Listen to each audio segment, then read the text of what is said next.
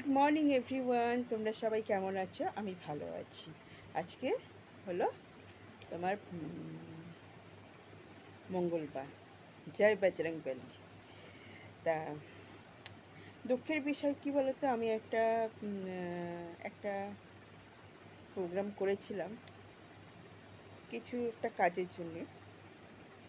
মনে হচ্ছে, এখনও আমি শিওর না, মনে হচ্ছে এটা ক্যান্সেল হতে পারে। তা এই হচ্ছে আমার কপাল, বুঝলি? কোনো কিছু একটা ভাবি, কিছু একটা করব, সেটা হয়ে ওঠে না। অনেক কিছু সমস্যা হয়ে যায়, বাধা পড়ে যায়, মানে কোনো কিছু একটা কারণে হয়ে যায়। তা আর কি করা যাবে? হুম। তা কালকে একজন কমেন্ট করেছেন। উনি মানে আমার ফেসবুকে না, উনি ফেসবুকের বাইরেই থাকে। হ্যাঁ, বাইরের বন্ধু।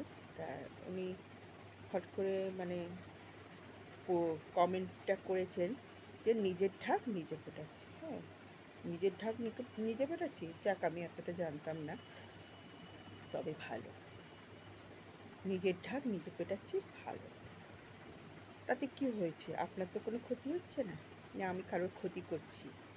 আমার নিজের ঢাক আমি নিজে পেটাচ্ছি, তাতে ৫টা মানুষের কোনো ক্ষতি করে তো আমি নিজের ঢাক পেটাচ্ছি না।